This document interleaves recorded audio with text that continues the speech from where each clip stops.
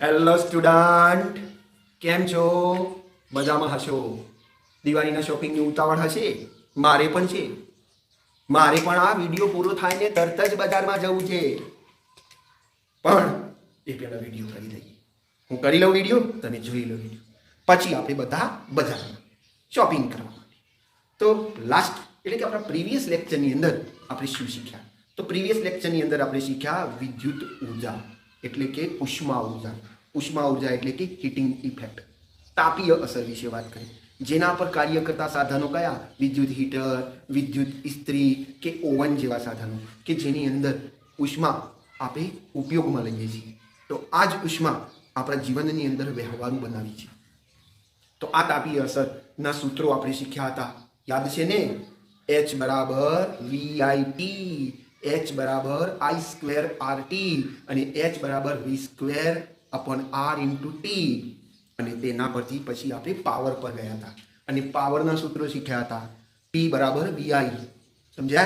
છેલ્લે આપણે last previous લેક્ચરની અંદર આપણે એને સમરાઇઝ કર્યું હતું, યાદ છે ને? તો એ જ સૂત્રો, એ જ ફોર્મ્યુલાઓનો ઉપયોગ કરી અને આજે આપણે ન્યુમેરિકલ તરફ જઈએ. ખૂબ જ સિમ્પલ ન્યુમેરિકલ છે. તમે એકવાર કરી લેશો એટલે તમારા કોન્ફિડન્સમાં વધારો થઈ જશે. તો મિત્રો, વિડીયોને અંત સુધી જોજો. એક એકથી ચડિયાતા ન્યુમેરિકલ તમને શીખવા મળશે. તો રજૂ છે તમારી સામે પ્રથમ ન્યુમેરિકલ ક્વેશ્ચન 1. જુઓ બરાબર, વિદ્યુત ઇસ્ત્રી છે.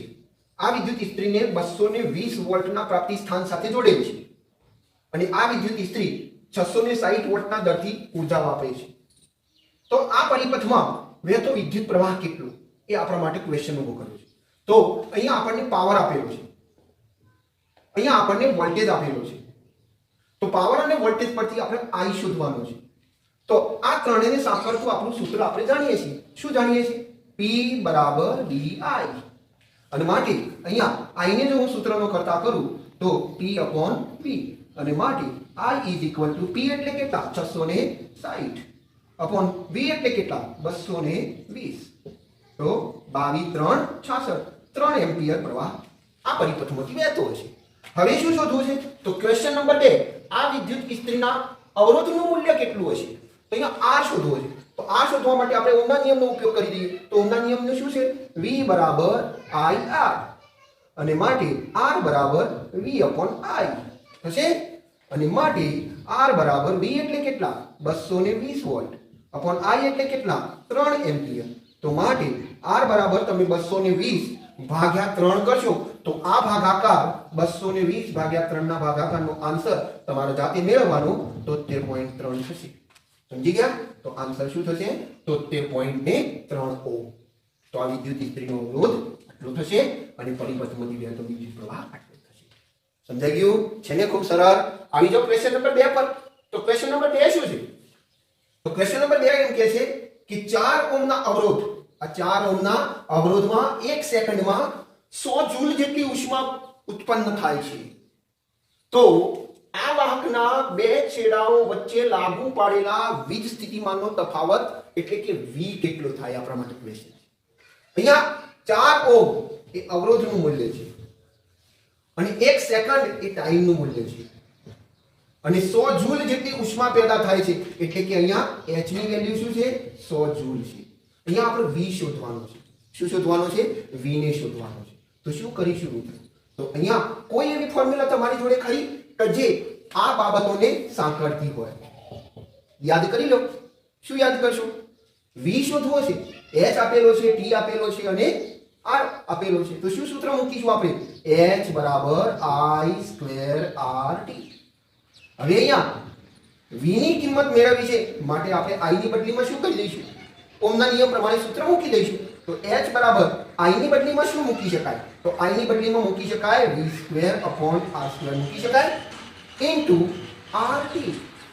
અહીંયા એક R કેન્સલ ગયા તો શું વધ્યું? અહીંયા આપણી જોડે H વધ્યું V²/R × T. આમાંથી હવે આપણે શું કરીશું? તો R ને સૂત્રનો કરતા કરવો છે કે T ને કરવો છે કે V ને કરવો છે? તો V ને કરવો છે. તો V ને સૂત્રનો કરતા કરીશું તો શું થશે? V² બરાબર આ ભાગ્યામાંથી ગુણ્યામાં જશે એટલે H × R/T થશે.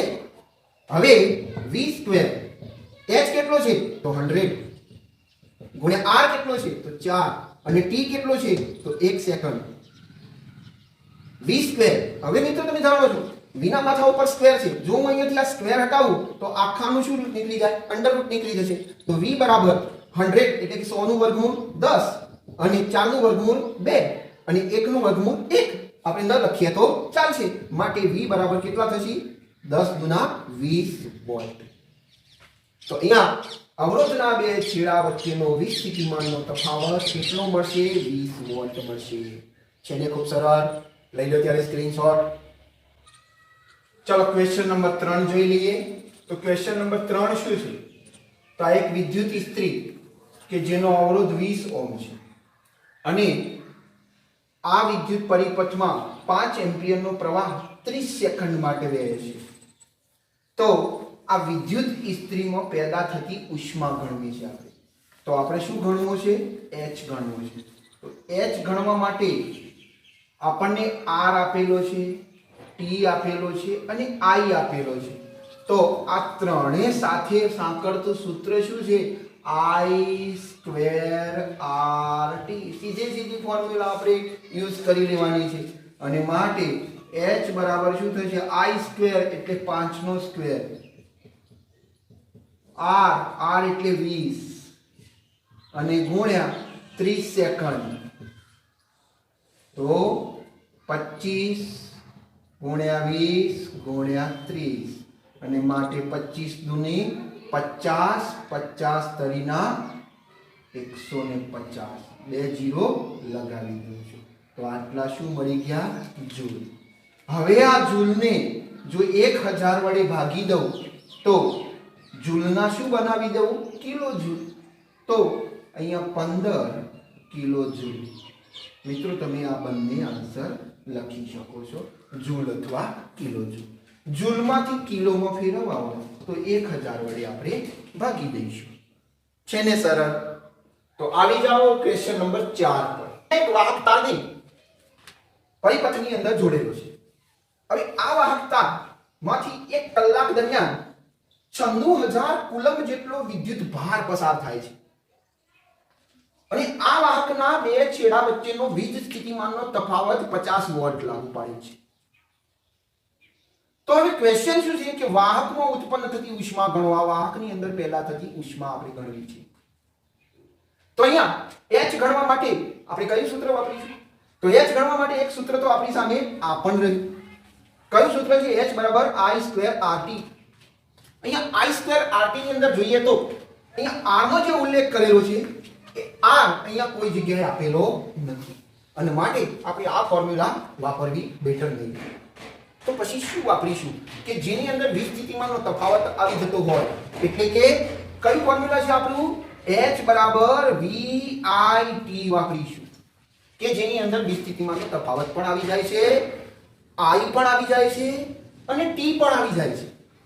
હવે પ્રશ્ન એ પેદા થાય કે i ક્યાં છે? અહીંયા મિત્રો અહીંયા i નથી પણ i ની બદલીમાં q આપેલો છે અને તમને યાદ છે શું યાદ છે? તો i બરાબર q/t છે ને યાદ? તો મૂકી દો. તો v બરાબર અહીંયા q/t into t. અહીંયા t કેન્સલ ગયા તો શું વધ્યું? v into q. અને માટે v કેટલા? તો v 50 અને q કેટલા? તો 96000 અને માટે 96 ગુણ્યા 5 કરીશું તો 480 અને 1 2 3 અને 4 જીરો પાછળ લાગી જશે. તો અહીંયા કેટલા મળશે? 48 લાખ જૂલ. શું મળ્યું આપણને? વાહકમાંથી પસાર એટલે કે વાહકમાંથી આટલો વિદ્યુતભાર પસાર થાય તો વાહક આટલી ઉષ્મા ઊર્જા પેદા કરશે. હવે બીજો ક્વેશ્ચન, વાહકમાંથી પસાર થતા ઇલેક્ટ્રોનની સંખ્યા ગણવી છે. તો વાહકમાંથી પસાર થતા ઇલેક્ટ્રોનની સંખ્યા આપણે કઈ રીતે ગણીશું? તો યાદ છે ઇલેક્ટ્રોનની સંખ્યા ગણવા માટે વિદ્યુતભારનો પોર્શન આપણે શીખ્યા એ વખતે આપણે ઇલેક્ટ્રોનની સંખ્યા સૂત્ર શીખ્યા હતા અને એની અંદર એક વસ્તુ શીખ્યા હતા. શું શીખ્યા હતા? q બરાબર ne. યાદ આવે છે? અને આ જ વસ્તુનો ઉપયોગ આપણે અહીંયા કરી લઈશું. ક્યાં કરી લઈશું? h બરાબર v into q. તો h બરાબર v into q ની અંદર અહીંયા q ની બદલીમાં શું મૂકી દઈશ? ne. તો આપણી નવી ફોર્મ્યુલા શું મળી જશે? h બરાબર v into ne. આમાંથી n શોધવાનું છે. n એટલે શું? Number of electrons. તો અહીંયા n ને જો હું સૂત્રમાં કરતા કરું તો h v અને e પેલી બાજુ જશે તો છેદમાં જશે, તો v e. અને માટે n બરાબર h એટલે કેટલા? 48 લાખ. અને v એટલે કેટલા? 50. અને e એટલે એક ઇલેક્ટ્રોન પરનો વિદ્યુતભાર કેટલો? 1.6 ગુણ્યા 10 - 90 કુલમ. સમજી ગયા? અહીંયાથી હું જો ડેસિમલ હટાવું તો ઉપર એક 0 આવી જશે. અહીંયા 0 થી 0 કેન્સલ ગયા. સમજી ગયા? તો હવે શું કરીશું? તો અહીંયા 16 અને 48, 16 3 48 થયા. હવે નીચે 5, તો 5 અને આ 30, તો 6 5 6 30. અહીંયા 30 કાપીએ તો 6 વધશે. તો શું થયું? n બરાબર, તો n બરાબર 6, 1 2 3 અને 4 ડિજિટ છે એટલે કે કેટલા? 60,000. અને ગુણ્યા 10 - 90 કુલમ જે છેદમાં છે એને અંશમાં લઈશું તો એની ઘાત ધન થઈ જશે એટલે કે 90. શું થયું મિત્રો? n બરાબર 1 2 3 અને 4, આ 4 0 ને જો હું ઘાત સ્વરૂપે લખી દઉં તો 6 ગુણ્યા 10 - 23. સમજી ગયા? તો આટલા ઇલેક્ટ્રોન આ વાહકમાંથી 1 કલાક દરમિયાન પસાર થશે.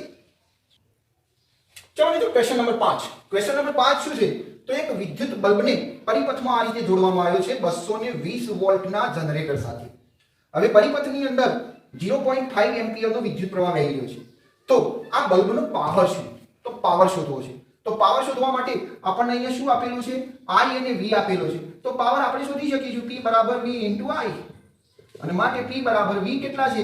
220 અને ગુણ્યા I કેટલા છે? 0.5 અને માટે 220 ગુણ્યા 5 ભાગ્યા 10. અહીંયાથી ડેસિમલ હટાવો એટલે નીચે 10 મૂકી શકાય. અને માટે 0 થી 0 કેન્સલ ગયા તો 22 ગુણ્યા 5. 22 ગુણ્યા 5 કેટલા થાય? 22 × 5 પાવર છે એટલે એકમ શું થશે? વોટ. તો આ વિદ્યુત બલ્બનો પાવર કેટલો થશે? 110 watt. Question number 6. Question number 6 બરાબર સમજી લો મિત્રો. આ એક જનરેટર છે. આ જનરેટર માંથી 400 વોટનો પાવર જનરેટ થાય છે. અને આ જનરેટરને એક દિવસ દરમિયાન 8 કલાક સુધી ચલાવવામાં આવે છે. દિવસનું 8 કલાક. અને આ જનરેટર કેટલો પાવર જનરેટ કરે છે? 400 વોટ જેટલો પાવર જનરેટ કરે છે. તો આપણો ક્વેશ્ચન શું છે કે જો આ જનરેટર 30 દિવસ સુધી ચલાવવામાં આવે અને 1 કિલોવોટ અવરનો ભાવ જો 3 રૂપિયા હોય તો આ જનરેટર ચલાવવાનો કુલ ખર્ચ કેટલો થાય એ આપણે અહીંયા શોધવાનું છે. તો સૌપ્રથમ આપણને પાવર આપેલો છે અને સમય આપેલો છે. તો એના ઉપરથી આપણે શું શોધીશું? વર્ગ શોધી કાઢીશું. તો આપણે આ ફોર્મ્યુલા જાણીએ છીએ P બરાબર W/T. અને માટે અહીંયા W ને શોધવો પડશે, વર્ક શોધવું પડશે. તો W બરાબર P × T. અને માટે P કેટલા છે? 400 વોટ. અને T કેટલો છે? તો T છે આપણો 8 કલાક. એક દિવસના 8 કલાક. મિત્રો આવા કેટલા દિવસ સુધી ચલાવવાનું છે?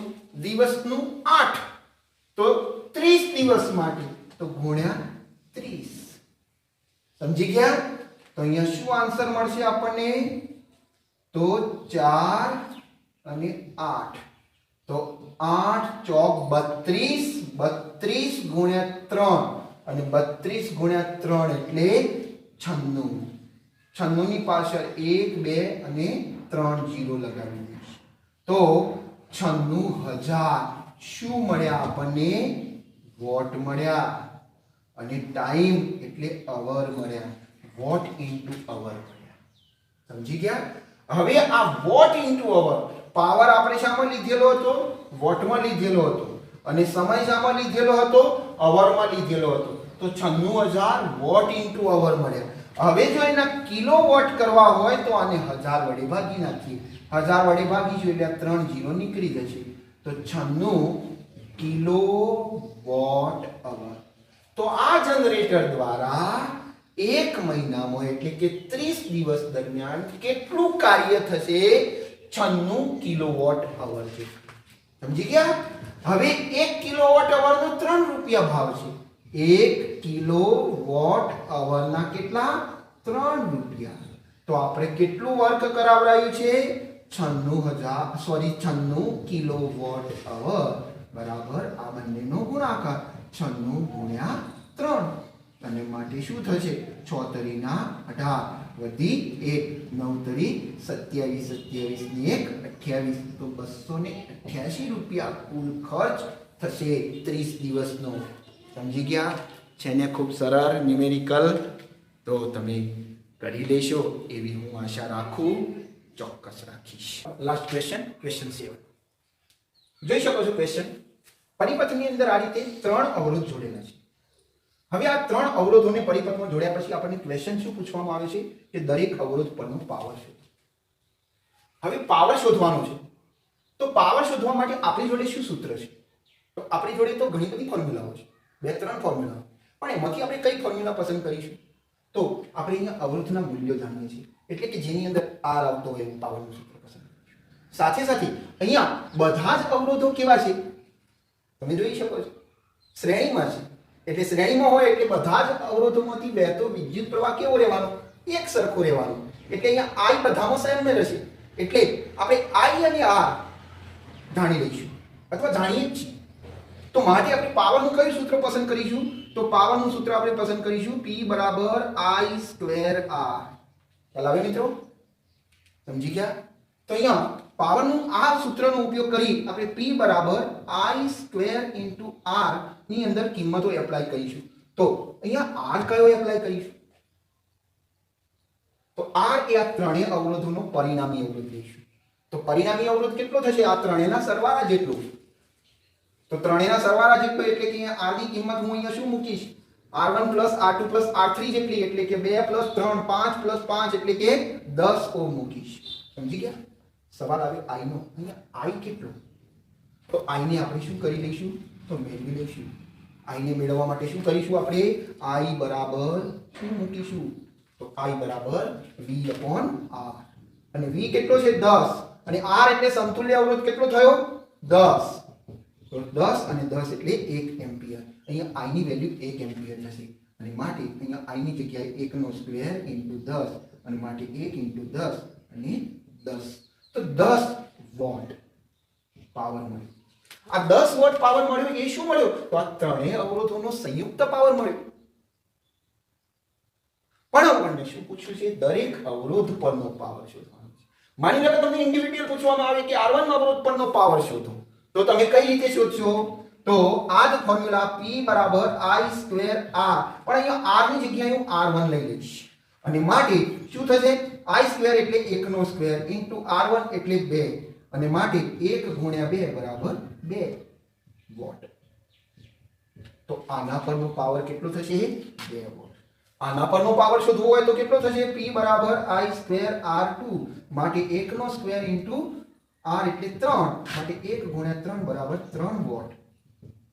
આના પરનો પાવર શોધવો હોય તો P બરાબર I² R3 અને માટે 1 નો સ્ક્વેર * R એટલે 5 અને માટે 1 ગુણ્યા 5 બરાબર 5 વોટ. તો આ રીતે આપણે દરેક અવરોધ પરનો ઇન્ડિવિડ્યુઅલ પાવર પણ જાણી શકીએ છીએ.